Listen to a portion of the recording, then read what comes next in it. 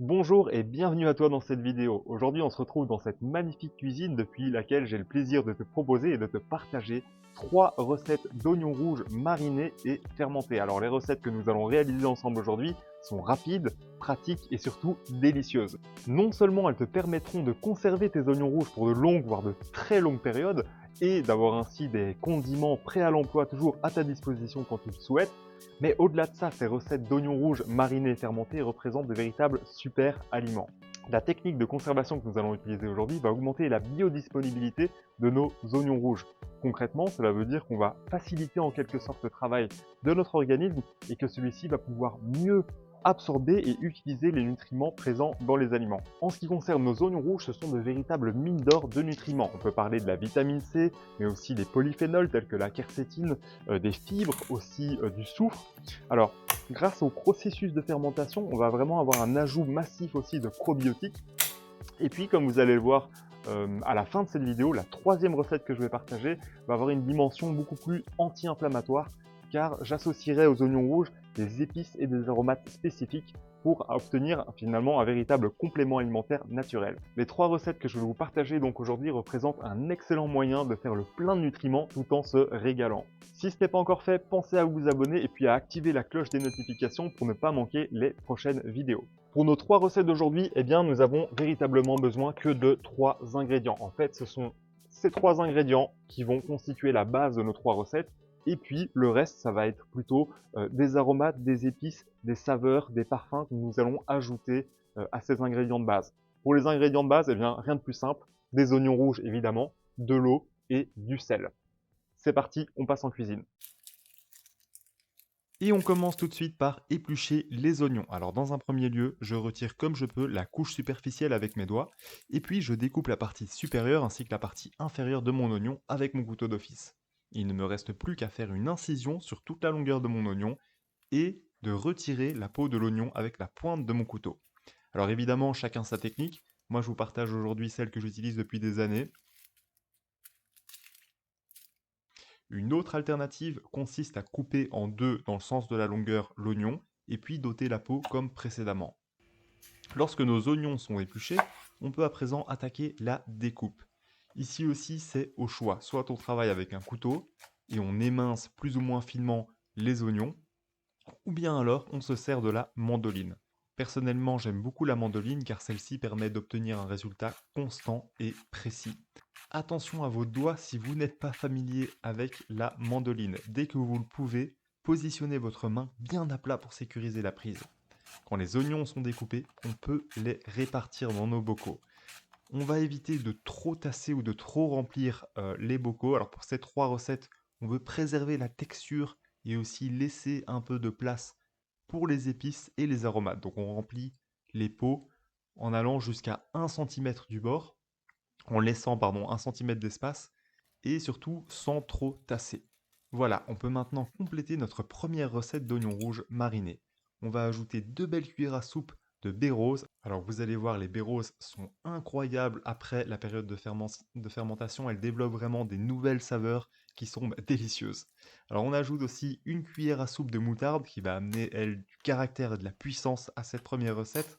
Et puis on termine par quelques baies de genièvre. Ces petites baies sont de vrais miracles de santé. Ici j'en ai mis 5. Voilà pour la garniture aromatique de notre première recette.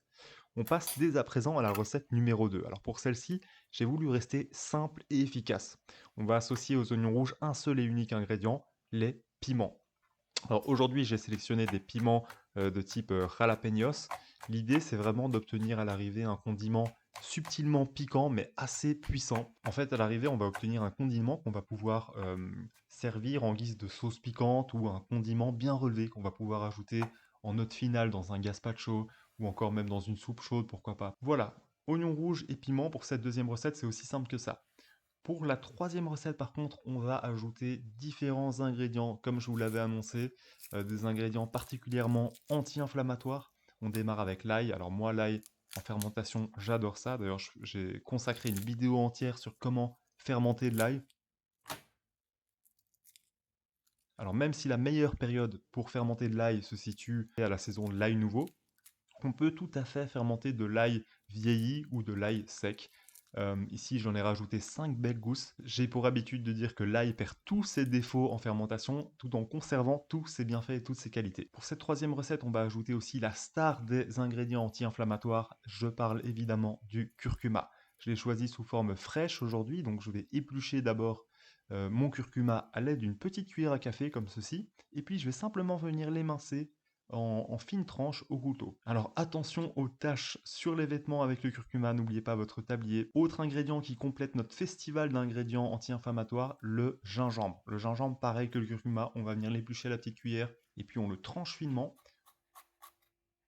On l'ajoute dans notre bocal et on termine cette recette par l'ajout de quelques grains de poivre concassé, poivre noir. Voilà, nos 3 recettes sont maintenant en bonne voie et il ne nous reste plus qu'à réaliser la saumure. Pour ceci, nous allons utiliser une eau non chlorée et du sel non raffiné. Pour ce qui concerne l'eau, vous pouvez utiliser soit de l'eau de source, soit vous pouvez simplement utiliser l'eau de votre robinet que vous laissez dans une carafe ouverte. Et de cette façon, le chlore va pouvoir s'évaporer en disons 2 à 4 heures. Et puis, vous allez pouvoir profiter d'une eau non chlorée. Dans cette eau non chlorée, on va ajouter du sel à raison de 2%, donc c'est-à-dire on va partir sur 20 g de sel non raffiné encore une fois pour 1 kg ou 1 litre d'eau.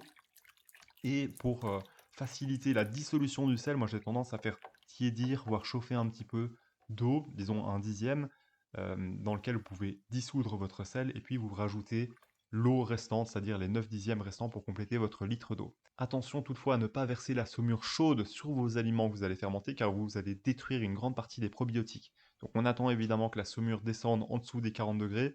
Bah ici, pas besoin d'attendre parce que de toute façon on avait la majorité de l'eau qui était froide et le mélange se fait automatiquement, la saumure est bien en dessous des 40 degrés.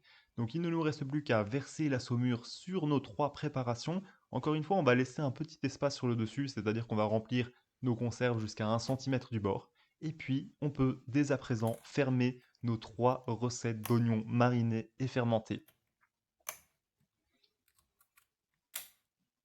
Ensuite, je vous recommande de placer vos conserves sur une assiette ou sur un plateau, pour les premiers jours du moins, car il peut y avoir des débordements et c'est tout à fait normal. Et puis, vous pouvez laisser comme cela les bocaux fermenter à température ambiante une dizaine de jours avant de pouvoir les stocker à la cave ou au frigo.